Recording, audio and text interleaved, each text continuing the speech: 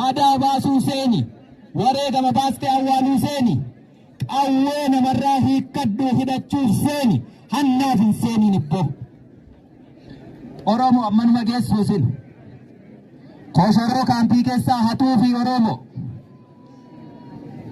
yeroo koshorooma kaampii keessaa hatu hamma nagaa uummanni Oromoo maanu qaanessitu Oromoo firaashii jara sana ni jibbita taanaani dafqa isaan jibbita yeroo qabdan akka nu lubbuun hin turre waraana biraanuu ga'uun barbaaddani eeboo waraantanii ajjeesuu barbaaddu firaashii dafqa isaan irratti gangalataa ture immoo fuutee of jala buufachuuf hannaaf deemtee wareegamatti kaffaltu suni wareegama Oromoof illee malu miti dhiiga sareeti dhangala'achumaan hafaa jechuudha. Oromoon hin xiqqeessiina reefee galla Finfinnee jennaan Finfinnee maxumurichi taphichis akkasuma reef eegalaa tokko haga achi ga'utti siichi waan meeqa buqqisuu nu gaafata waa buqqisuuma naannoo kanaa irratti garuu waa hedduu wal taajjabnee jechuudha. Qeerroof qarreen madaa baasee wal'aanuuf wareegama keenya baasee awwaaluuf akkasumas qawwee diinarraa hiikkatee kabajaa qawween qabdu sana hubatee ittiin lolee lolchiisuuf waraana waliin seenee wareegamni isaa siidaa bilisummaa Oromoo ta'ee yaadatamu galmee seenaa irratti dhiigaan qoramu inni sun ni jira. Akkasumas immoo osoo waraanni lolee hin buqqisiin kaampii diinaatti dhukaasaa yeroo jirutti suuqii fi mana nyaataa wal saamuuf uummanni nus jira jechuudha. Kun nu xiqqeessa. Akka Oromootti aadaa akkasiis hin qabnu. Sabni kun saba guddaa sabni hammana ga'u kuni firaashii fi ansoolaa kaati harkaan qabuuf tuffattu harkaan qabdanii waraanti kennuu miti ofii ajjeesaa jirtani inni akkasii waan uffate sana saamuutti deemu kana qofaa miti manni yaalaa kan eenyuuti warri nu gabroonsu buqqifateen deemu Oromoo manni barnootaa kan eenyuuti waajirri hundumtiyyuu boru sinumatti ittiin hojjeta waraanni kun otoo loleen buqqisiini wareegamni isaa dhiigni isaa dhangala'e illee otoo hin qooriini daandiirra soo jiruuti hannaaf ibidda walitti qabsiisuuni waan kanallee walirraa buqqisanii kaasanii itti fufsiisuuf illee hibboo nutti ta'ee jechuudha. Uummata akkasii kana takka addunyaa irratti illee hin jiru hin argine illee hin dhageenye illee jechuudha. Waraanni naannoo kana bilisa baase ni socho'a asirran taa'u waan isa hanqate guuttatee fuulduratti yeroo akkasii haaloo kaleessaa qabattanii ulee walitti hin gamiina bara baraan kanuman sinitti hima. Diinni buqqa'ee hin dhumanne waraannis buqqisee lafa qabatee waajira banatee poolisii tolfatee milishaa tolfatee abbaa murtii tolfatee mana hidhaa tolfatee si bulchuu hin jalqabne gidduu kana lolatu jira. Lola jiru sana keessatti uummati jaarsaaf jaartii qaba abbootii amantii qaba warri kun naannoo tasgabbeessee qabatee bulchiinsa yeroo dhaabbatee kana wal bulchuudha qaba malee akkamitti wal saamuu mataa wal booquutti deemtu aadaan Oromoo baduutti jira xiqqaachuutti jira gabrummaa wayya yeroo nama jechisiisutu jira jechuudha. Gabrummaa wayya yeroo nama jechisiisutu jira maaliif akkasaa ta'a Oromoo yeroo hundumaa kanatu injifannoo keenya xiqqeesse yeroo hundumaa kanatu warra shiftaa warra wayittiin baane waraanni bilisummaa Oromoo shiftaa miti argitaniittu waa saamuu waa fudhachuu miti kan lubbuun qabneeyyuu kunoo asitti hiinee nyaachisaa jirra ilmaan Oromoo jalqaba carraa barachuu dhabe yoo barate hojjechuu hin danda'u diida irratti qisaafama achi immoo carraa waraana ta'uuti mootummaan hiyyeessaafi geesse ilmaan aadaa hiyyeessaa hojii hin qabne barnoota hin qabne ibiddatti naquuf immoo fida sana ajjeesuu wallaalle kaleessa garuu qommisaa arraba qawwee qabee nutti dhukaasee nu madeessee lafee nu cabsee dhiiga nu dhangalaasisaa oole wallaalaa keenyaa jechuudha. Waraanni bilisummaa Oromoo naamusni isaa hangas irraan himatamu faallaa namaa ka dhaabbatu diinarraa immoo wanti argamu kan biraan jiru ummati garuu nu salphisiina. Ummati nu salphisuu miti ofin salphisiina saba guddaa hamma naga'u kanan salphisiina. Wareegamni kuni bilaashaa miti tolaa miti dhiigni dhangala'u kun gatii qaba. Dhiiga dhangala'u kanatti gatii gochuuf deemsa jalqabneerra akka haaraatti ammas. borus yoo galma ga'uu dide wareeganichumatu itti dabalata ta'ee ulfaatee sin cinqaa sin rakkisaa gadadoo kanaa gaditti nu oofa malee qabsichi dhaabbachuuf hin jiru jechuudha. Naannoo ammarra jirtani bilisa baatan keessatti rakkoo sin mudataa jiru argitu siniyyuu ittiin baane sichi namni naannoo to'annaa waraana bilisummaa Oromoo jala jiru keessa jiraatu uummanni Oromoo mana baaburaa deemee midhaan daaksisachuu danda'a hin jiru, boba'aa argataa hin jiru, zayitii argataa hin jiru, sukkaara argataa hin jiru. Isa kana qofaa miti gabaa ba'uu dadhabaa jirtu. Naannoo to'annaa diinaa jala jiru sichi buqqisuuf deemnutti gabaa ba'uu hin dandeessani. Inni kun guduunfamuu qaba. Qisaasuu hin qabnu wareegamicha irra dhaabbannee tarkaanfachiisuu qabna isatti aanutti.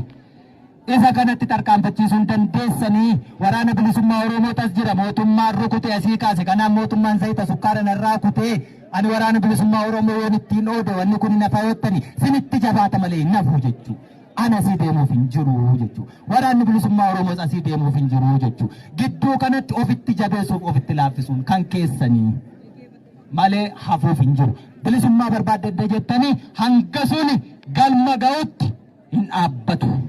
Hinaabbatu erga ta'e immoo mudhii jabeeffadhu haadholiin sabbataan abbootiin saqqii keessaniin jechuu duuba deebi'uun hin jiru.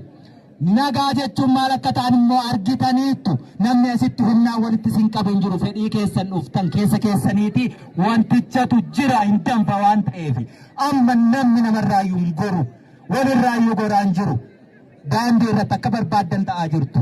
Kanaan dura garuu dargaggeessi karaarraa miti. Mana ofii keessaa fuudhamee ajjeefamaa ture jechuudha. Haati hiyyeessaa mana irratti gubataa ture jechuudha. Ilmoo ganama nagaan manaa baate galgala reeffa manatti deebi'aa ture jechuudha. Beektu jechuudha. Nagaa jechuun isa kanaaf dhiiroo. Nagaa jechuun Oromoo kanaaf akka barbaadan baatanii galu. Yeroo akka barbaadan bahanii galan immoo dadhabaatu jira. Kan humna hin qabne jira. Inni humna qabu isa kana akka barbaaden bulcha akka barbaaden dhiitaan sun immoo hin taatu naamusa qabaannu seera hordofne adeemnu. Yoo isa kana goone waraanni bilisummaa Oromoo waan as keessa taa'ee sin deegsuuf hin qabu. Itti deegdaniittu deeguu qofaa maal dubbanna lubbuutti dhabdaniittu. Maatii meeqa faca'ee kan waliin beeknu lubbuu nama meeqaatu dhibe awwaala dhabe. Maatiin faca'ee ijoolleen humantee uummanni awwaaluu dadhabee waraabessi kan nyaate seenaan sinitti maa jira miti keessa jirra ammayyuu itti jirra ammayyuu beektu waliin beekna. Isa waliin beeknu kanaaf maaliif bishaan itti naqxu?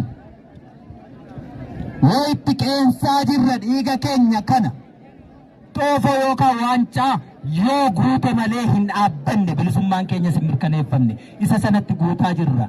Yoo sanatti bishaan naqaa humna namaa qabeenya namaa lubbuu namaa beeku kana hundumaatti bishaan namaa deema yoo ta'e xoofoon sunis hin guutu duuti sunis hin dhaabbatu.